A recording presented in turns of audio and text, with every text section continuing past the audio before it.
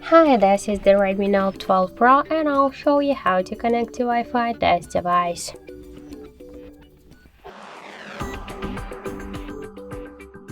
So first, we should open the settings and then tap the Wi-Fi section. To activate Wi-Fi, we should click once on the switcher, and after that you will see here all of the available networks. So with the help of this switcher, we can just turn on or turn off the Wi-Fi.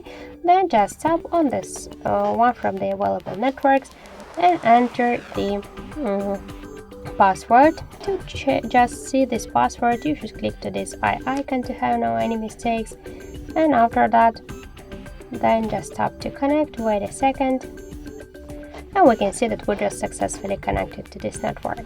So also we get one more way how we can connect to the Wi-Fi. Just first open the control panel and find here Wi-Fi icon. Click on this icon to activate it and to turn it off, and just to launch Wi-Fi settings, hold it for a while. So that's it. Thank you for watching, and if you find this video helpful, leave thumbs up and subscribe.